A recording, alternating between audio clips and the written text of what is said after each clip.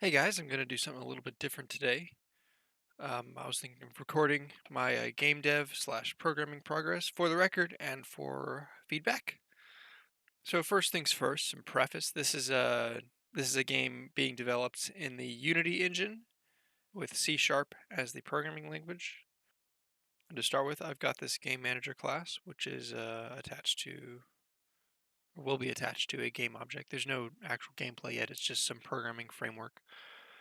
Um, it's a singleton component, so there can only be one of them. And my intention is for everything to go through this, pretty much. So if a game object has to communicate with another game object that has a different function, um, then it should go through this somehow, so I can more easily track what's going on. And one of the ways I'm doing that is through this messenger uh, object. Now, this object basically handles the sending and receiving of notifications from different game objects. It has a list of listeners, and it has a message queue. Um, this is the method that the object will call, not this. The object sending the message will call.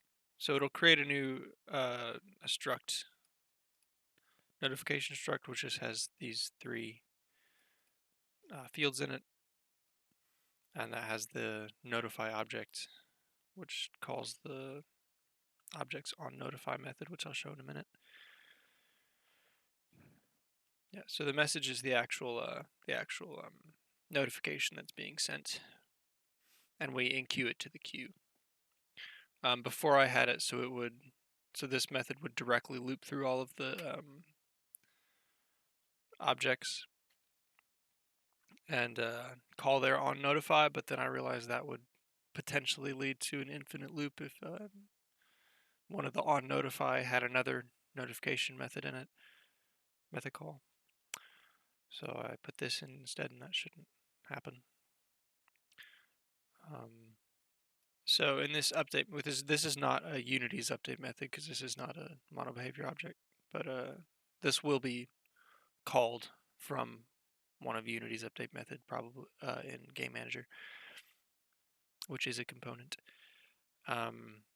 It's while the queue still has stuff in it, create an instance of the struct and set it to the next thing in the queue, and then notify all the objects.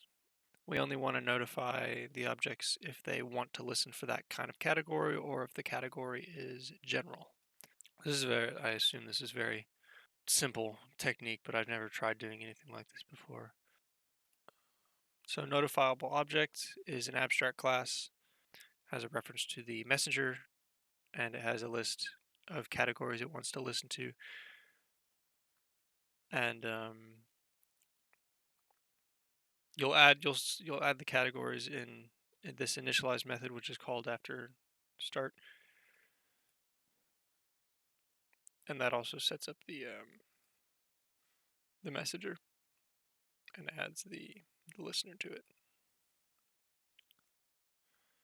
So on notify is our abstract method. You have to implement that.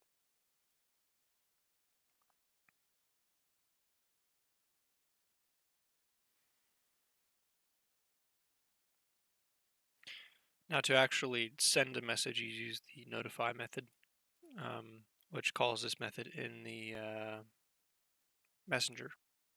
And get logging data just is for debugging information. Ideally, you want the name of the object and some other information about it so you can tell.